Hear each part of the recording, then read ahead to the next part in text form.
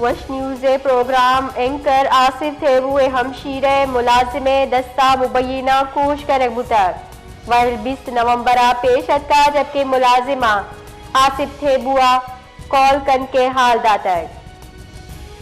وش news programme anchor Asif تھیبو ہمشیر ملازم دستہ مبینہ کوش ویل پیش اتکا ایویل 20 نومبر پیش اتکا جبکہ ملازمہ آصف تھیبوا کال کنانا حال داتا ہے۔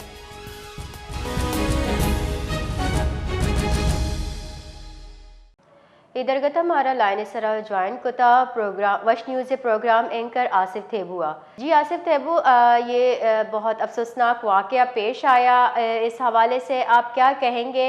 کیا اس قتل میں جو ہے وہ ملازم کے علاوہ کوئی اور بھی شامل تھا؟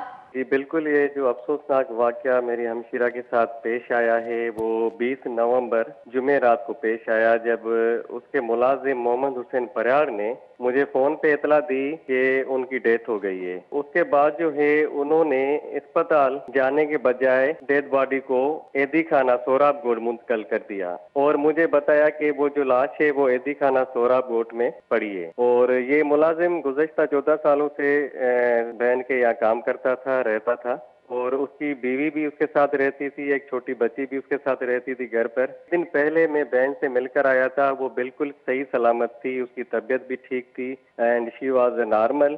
یہ جو ملازم ہے اس کے جو ATM کارڈز وغیرہ یوز کرتا رہا اور اس کے حوالے سے بھی مجھے ڈیٹیلز کچھ ملی ہیں۔ اب جو ہے یہ جو مبینہ قتل ہوا ہے اس کی انویسٹیگیشن کے لیے ہم تھانے گئے، شارع فیصل پہ ہم نے درخواست دی۔ وہ پہلے تو پولیس والے جو ہے ہم سے درخواست بھی نہیں لے رہے تھے۔ میں نے ان کو بتایا کہ میرا صحافت سے واسطہ، میں وابستہ ہوں صحافت سے اور میں اینکر پرسن ہوں، اس کے باوجود بھی انہوں نے مجھ سے جو ہے نا درخواست لینے سے انکار کیا۔ اب ایک تو یہ صورتحال ہے، پولیس FIR نہیں کاٹ رہی، دوسرا یہ معاملہ ہے کہ وہ ابھی تک جو ہے مبینہ جو قتل ہوا ہے، ابھی جو اس کے ملزمان ہیں، جو ایک تو ملازم ہے، دوسرے جو نامعلوم افراد ہیں اس کے ساتھ، وہ ابھی تک گھومے ہیں، ابھی تک وہ اریسٹ نہیں ہوئے، نہ FIR کٹی ہے۔ اور دوسری بات یہ کہ اس کا جو شوہر ہے، ایکس ہسبینڈ، کیونکہ وہ چھوڑ کے چلا گیا تھا، اس نے طلاق دے دی تھی، اس کے بعد اس نے رابطہ کیوں کیا مجھ سے کہ مجھے ٹکٹ دیں کہ میں آ جاؤں، اور تدفین پر بھی نہیں آیا۔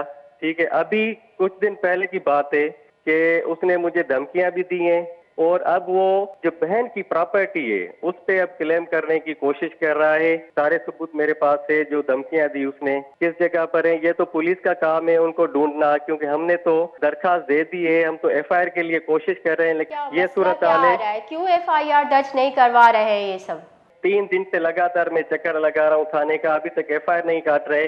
اچھا، درخواست پہ بھی ان کو بلایا نہیں گیا ابھی تک، ملزم کو، جو ملزمان ہیں 2، ان کو نہیں بلایا گیا، نہ ہی انویسٹیگیشن کی گئی ہے۔ تو آگے کا لائحہ عمل کیا ہوگا؟ اگر یہ پولیس FIR جو ہے نہیں کاٹ رہی تو ظاہر ہے ہم کورٹ کے تھرو کورٹ کو رجوع کریں گے، کورٹ کے تھرو ہم پٹیشن داخل کریں گے۔ بہت شکریہ۔